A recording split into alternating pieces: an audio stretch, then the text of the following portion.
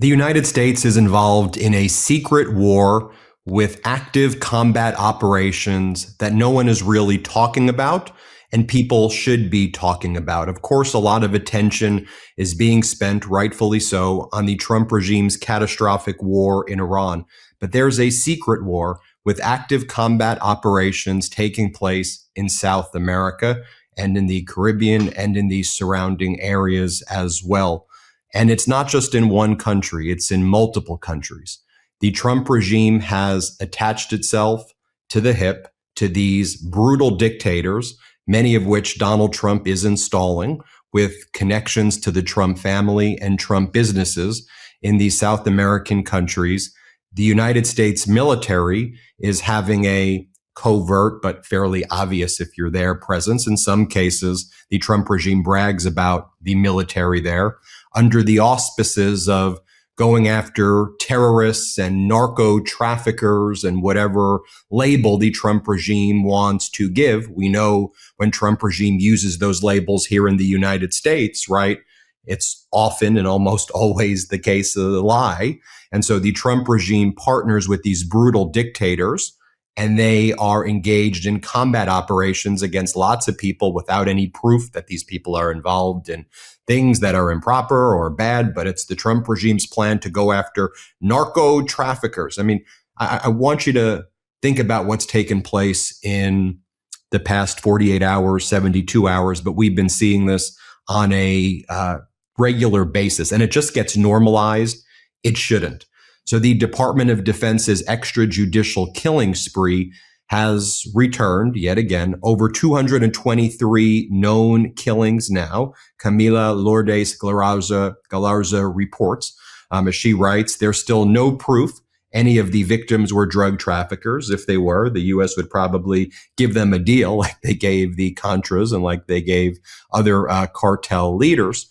But while the Defense Department and CENTCOM and Southern Com and the military posts those videos, it's important to note there are combat operations. American troops are on the ground in South American countries, whether it's in Ecuador, now it's going to be in Colombia, in El Salvador, in Argentina, with opposition by the Scheinbaum administration in Mexico. We know the CIA has been involved in a lot of active operations in Mexico, trying to turn people against Scheinbaum and trying to turn people against that government and bring in a more Trump-friendly government in Mexico.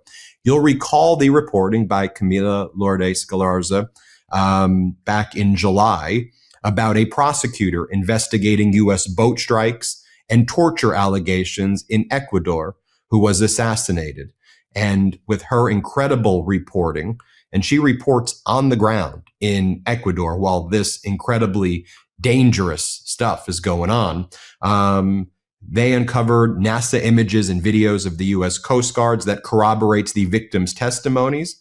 Then the prosecutor working the case was shot and killed in broad daylight. You take a look at Ecuador. It's run by a brutal dictator, Daniel Noboa. Noboa comes from the Noboa family, banana family, big corporation over there, very corrupt, very lots of links with people who are, let's just say, very concerning over there. Noboa kind of rose up on this right-wing authoritarianism, mantra that we're seeing repeated over and over again. Very Trumpy, took over, very closely allied with Trump, and we have American troops there now, CIA there now. We've, of course, talked about Bukele in El Salvador, in Argentina. You have Javier Milei. And when the Trump regime threatens Canada and talks about the Don Roe doctrine, like they're actually talking about the stuff. They're implementing this right now in South American and Central American countries right now. A notable fact about Ecuador, in Ecuador, one inmate dies every 7 hours under the Noboa regime right there. And you take a look at what's happening in Colombia, where they have a far-right multimillionaire president that was just installed. He was backed by the Trump regime, by the CIA, by the United States government, and basically put in there as a plant. Alberto de Esprella. He's a U.S. citizen. He voted for Trump. He was a lawyer in Miami who defended drug traffickers. That's his that's how he made money. That's how he was known to MAGA in the community. He's a Mar-a-Lago guy.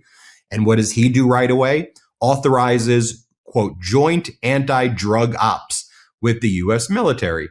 And then they never actually show proof at all that the people that they're going after are narco traffickers. And even if they were, we still have something called due process, and you don't just start killing people.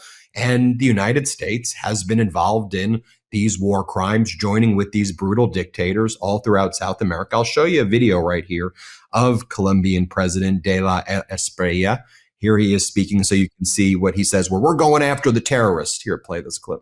El pueblo colombiano no puede ni debe seguir soportando y padeciendo el accionar de quienes. Now, as Michael Paulberg explains, of all of Colombia President De La Esprella's shady connections, the weirdest has to be the University of Miami professor who was an expert on money laundering, who later went to jail for money laundering for De La Esprella's client, Alex Saab. So you pull back all of this stuff and you start to see a pattern here with Donald Trump. Now, I want to bring in Camila Lourdes Galarza.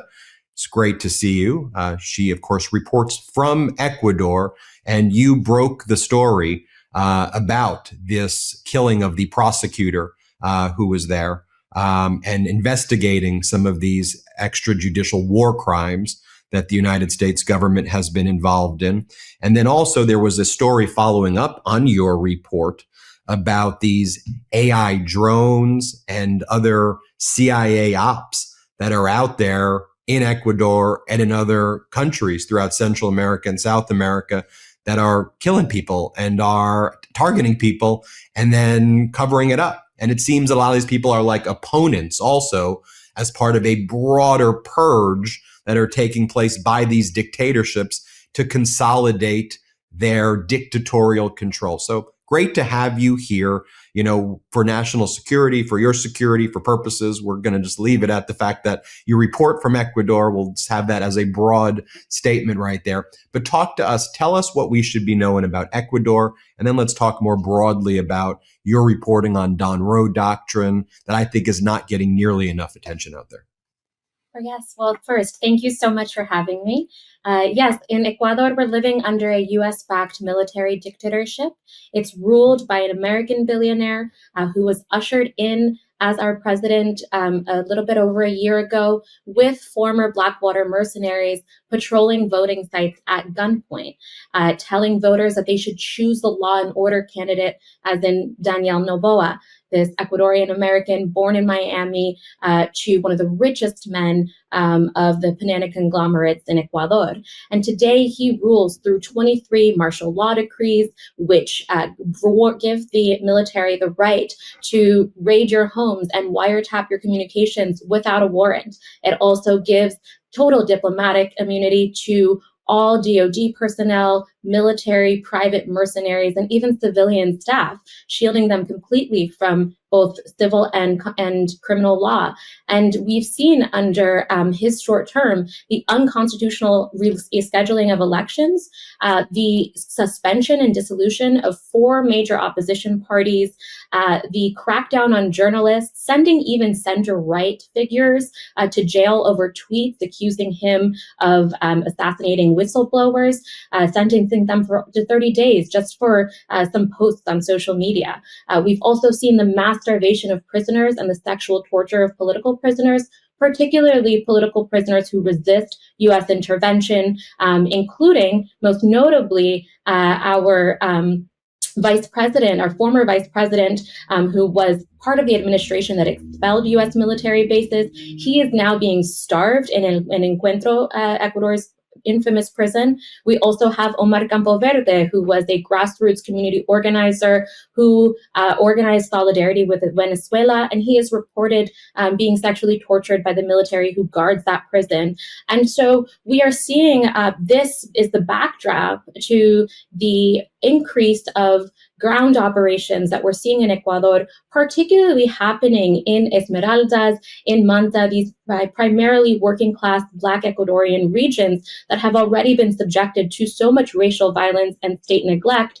And now we have US troops operating with total diplomatic immunity. And this is not simply a hub to occupy Ecuador, but as you mentioned, there's a connection to the entire region where Ecuador has really served as this launching pad for intervention, even in the Colombian election. I reported earlier this year that there was leaked audio chats that were verified by Colombian intelligence, originally published by El País. They independently verified them as well, that showed that there was conversations between the U.S. Embassy and Ecuadorian officials to halt the extradition of a drug trafficker in exchange for him implicating left-wing Gustavo Petro's party in his case, falsely framing them in the midst of an election season. So Ecuador has really served as this testing ground for Operation Southern Spear, which, as you mentioned, has seen exceeding extrajudicial killings without any proof that this is, aimed at stopping the drug crisis that has terrorized both Latin America's working class as well as the United States. So you have Operation Southern Spear is what the Trump regime calls the war crimes, where they post these videos that, as Americans, you may remember when ISIS would post death videos and beheading people. I don't really see a big distinction here when the Trump regime posts videos of killing people on fishing boats and showing that they're blowing up people without any proof, without anything. I mean, it is sickening to see that this is like, okay, you're showing murder videos and death videos. That's Southern Spear, at least 223 people, known killings. But then separately, there are other ops taking place, right? There's actual U.S. military inside these countries saying they're going after drug traffickers, but likely going after political opponents of the regimes in power. And then there's other CIA operations that are taking place where there are drone strikes and other types of planes that are being seen that people don't know the origin and don't have tail numbers, or the tail numbers trace to LLCs, which trace to LLCs and reach dead ends. And these other operations are also killing people to a degree that we don't know. And when people raise the red flag and say, hey, there are issues, those people end up dead. The prosecutors end up dead. So talk to us about that, because the prosecutor in the story you covered was examining another CIA-style operation and another op, and talk to us about and then that prosecutor winds up dead. And it seems that people who are investigating this are hunted by the United States government. Absolutely. Yes. Well, unfortunately, Alexandra Bravo, one of the only government officials as the lead prosecutor with the Attorney General's office, she served as one of the only Ecuadorian functionaries who was willing to investigate what we now know is a CIA covert program. She was assassinated and gunned down by a hitman who fired over 5 rounds at her in Manta, that very coastal city in Ecuador, where U.S. troops have been deployed with total diplomatic immunity since December of last year. And the discovery that these boat strikes, abduction, and torture, which she was investigating, which I had independently corroborated through NASA images, eyewitness recordings, and open source intelligence, the fact that they were in fact part of a covert CIA program really exposes the vast and aggressive reach of Operation Southern Spear as it completes its first, full year, in which, as you say, nearly 230 people have been killed, almost 70 boats struck, and that's of what we know, right? Because I think the fact that the United States began what we're now seeing expand into ground operations as maritime operations is partly because it is so hard to document the war crimes that happen out on sea. There's not a Human Rights Watch office, around the corner. Many of these fishermen don't have repeated and reliable access to Wi-Fi to report, right, and signal to report what's happening to them. It takes hours, sometimes days, to get a search and rescue team out to them. So these casualties are what we know of, right? And there is no shred of evidence that any of those murdered were carrying drugs. In fact, all boats I've reported on were searched and cleared by law enforcement in the hours prior, and post-reviews of fishermen's criminal records showed no history of drug trafficking. And I would argue that's because the State Department doesn't fight drug traffickers. It makes deals with them, right? And this is underscored by the Honduras Gate leak earlier this year, in which convicted narco and former Honduran president Juan Orlando Hernandez is heard boasting that the Trump pardon he received in earlier months was secured by Israeli and Trump affiliates. In exchange for him influencing political decisions in their favor. And this tactic is again demonstrated in those leaked audio files I talked about the U.S. Ecuadorian intervention in Colombia's elections. And these are tried and true DoD tactics, right? From the Iran-Contra to Fort Bragg, there's a history of engineering a cartel economy, using the resulting crisis to manufacture consent for U.S. intervention, which by a Southcom general's own words, remember this video in 2023, are aimed at securing Latin America's natural resources. And in the meantime, they commit war crimes against civilians as a cover to convince the American voters that they're actually doing something about this drug crisis. And the innocent civilians in this case were 44 men who were disappeared between January and March after all experiencing the same chilling pattern: American drones and aircraft striking them from overhead, followed by U.S. flagged patrol ships closing in, upon which they were taken hostage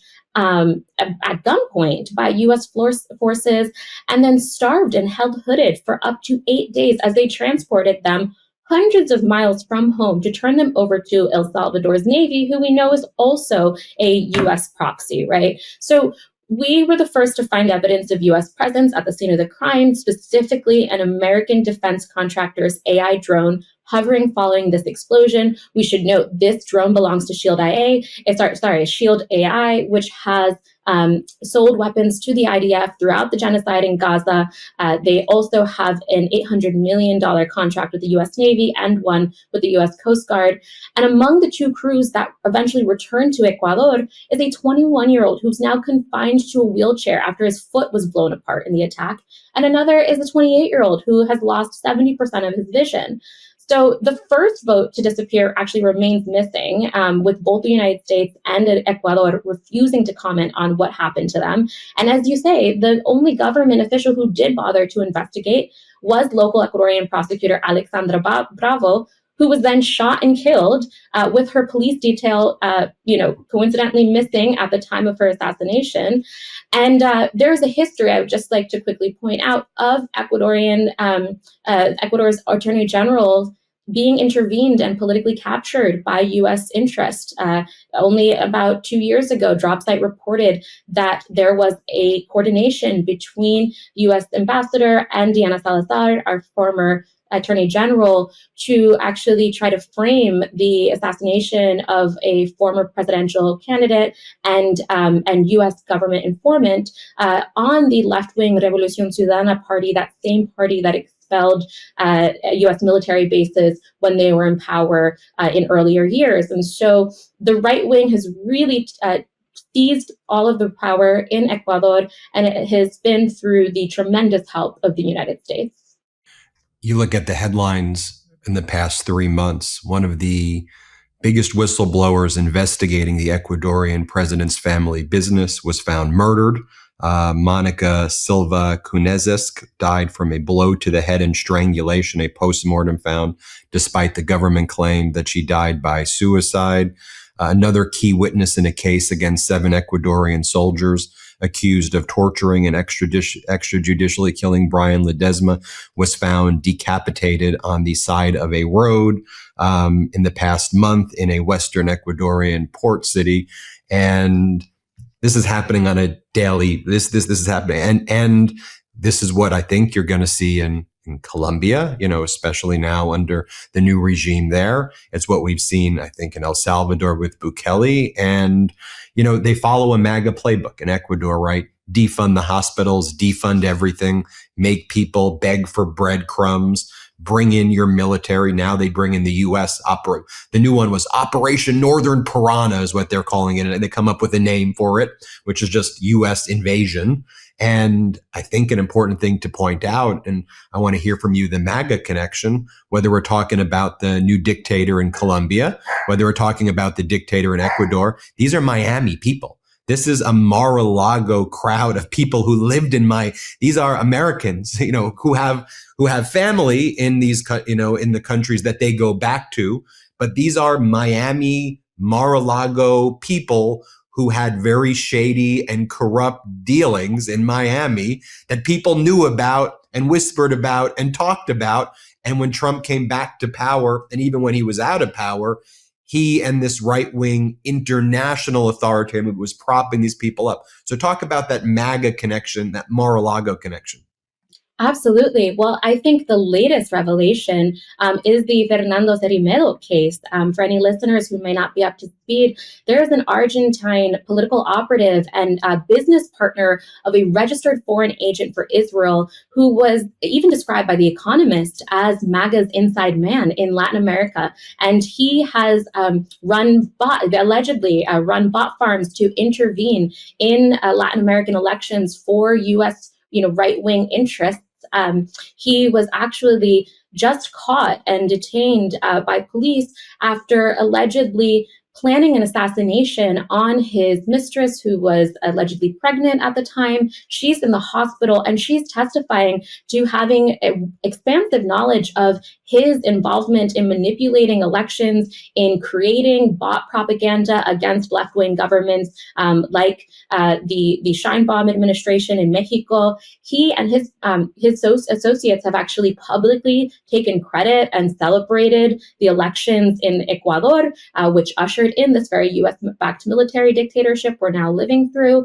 And so this is, it's a history. And had we not heard from his girlfriend who survived this assassination, we may not have had the evidence to back up what many Latin Americans know, which is that our elections are not sovereign. And you speak about this, connection between Miami and also, who they themselves have ties to drug trafficking, right? Our president, Noboa, who is justifying all of these draconian measures, these 23 martial law decrees, he justifies it by combating drug trafficking. That's a necessity to create public safety. But he himself has ties to it. His family's shipping corporation was found trafficking 26 million euros worth of cocaine to Croatia. The head of one of the largest and most influential cartels in Ecuador, Los Tiguerones, alleged to Spanish newspaper that he actually struck a deal with Noboa to whip votes in exchange for favors for his presidential election, and that Noboa wasn't really hold up his side of the bargain, and so now he's singing.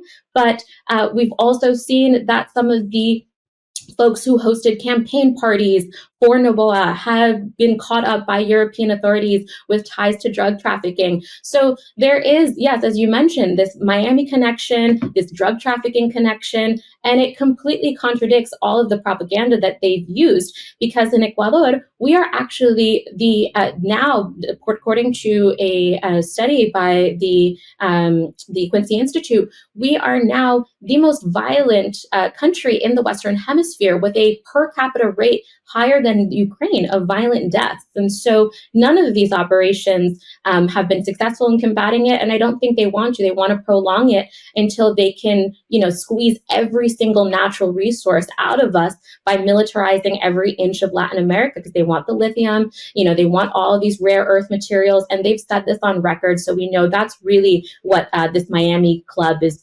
planning.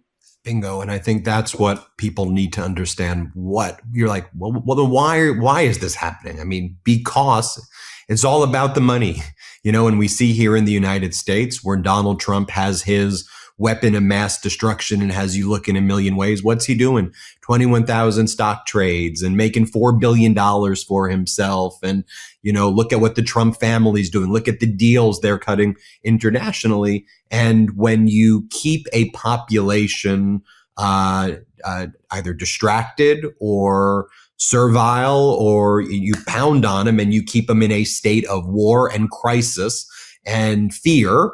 You take away and you take the resources. And there's a group of these people who are getting incredibly rich at the highest levels of billionaires and trillionaires that are being minted, looting these natural resources. And as you mentioned, the rare earths, the critical metals, the oil, and all of these things for themselves. And you think about, okay, Ben, I remember you reporting when Juan Orlando Hernandez, who was serving a 45-year prison sentence for drug trafficking when he was pardoned by Donald Trump. In light of this interview, everybody, doesn't that make sense? This is part of the crew. These are the friends. They're all looking out for each other, and they all want the Juan Orlando Hernandez type person to run because they're doing the drug trafficking like Juan Orlando Hernandez. They're the ones that are working with the bad guys. Or a lot of them are working with the bad guys, or there's a lot of evidence for one to opine that could be that's why they're pardoning him. It's staring us in the face. Before we go, what else do you want our audience to know? Because in the day-to-day news cycle, Trump did this crazy thing. Trump did that crazy thing. This, da, da, da, da, da, da. And I always say, look, we can report on daily news. That's what news organizations do. But what we have to do is step back. And we have to understand the broader international movement of authoritarianism, Central America, South America, Caribbean, but also you have to look at the connections with the Netanyahu regime, and why Colombia right away making links there. You have to look broader of what's going on, in Europe. You have to look broader of what's going on, just in general. I mean, there's a broader situation that's taking place right here that explains everything. And for our American viewers, when someone like Darlene Graham says, the people don't care about Taiwan or anything like that, all of these factors end up being, why are you paying more money for this? Why is your life the way it is? It's because there's a right-wing oligarchy that's doing stuff like this to screw you over. So before we go, just generally, anything else you want our audience to understand? No, absolutely. You hit the nail on the head. And I just want to add that it should be on everyone's radars, the letter of marque lobbying that's happening right now inside of the United States. I'll preface this by saying when the Pentagon deployed Blackwater to Afghanistan, and they paid them like $59 million to quote unquote combat drug trafficking there, the United Nations actually reported that on the contrary, there was a 60% growth in Afghan land used for opium poppy cultivation, and that we were seeing, the skyrocketing of heroin and morphine and, totaling over, I think it was $3 billion. And so a lot of this reporting has been done by the Center for Economic and Policy Research. I really want to give them credit for all the work they've been doing. And the Shield AI and Blackwater mercenaries that we're now seeing patrolling, the Pacific and the Caribbean. These are the same folks who were responsible for that fiasco in Afghanistan, and so they are now lobbying several members in the United States government to re-implement the letters of marque, which is this old bill that essentially allowed private mercenaries, private contractors to get away with total diplomatic immunity, total impunity to operate on behalf of U.S. interests. And we're really moving towards, a complete war in the backyard, as the United States government calls our continent of Latin America. And we are seeing ground operations, as I said, expanding in Ecuador. The last one that they had, which was the first one that they had, in March in Ecuador, was a hit on this dairy farm where farm workers were rounded up, waterboarded, electrocuted, tortured, and beat. And then there was no proof of drug trafficking in that farm. The New York Times did an independent investigation, as did several local journalists like Rayo Sucumbios, and none of them found any proof of the supposed drug guerrilla camp that the CIA had alleged. They dropped Pentagon bombs on these folks, and these folks are living with scars, with the loss of their entire livelihoods having been destroyed in this explosion. And so what I do think this highlights is that this farm was in one of Ecuador's second biggest deposits of oil in the region. It was in the Amazon. And so I think that really demonstrates what the true intentions here are. And as you said, it comes to a cost to the American working class as well, where, this imperialism is just on the exploitation of the global south, but also taking money away from the public health and resources that the American working class really needs and is deprived of. And so I would say that I would put out a call for folks in the American working class to really join in solidarity with the general strikes that we're seeing in Latin America, from Argentina to Peru, who is also resisting the return of the daughter of one of Peru's most gruesome US-backed brutal dictatorships. And so there are people rising up everywhere. And I would just hope that we're also seeing action from the American working class against this shared interest of American, contractors and Blackwater, or whatever they're calling themselves these days. And we need to see it. So much of our corporate news never talks about any of this stuff, or if they do, it's a blip sequenced between recordings about some gamified thing about an election and who's up and who's down.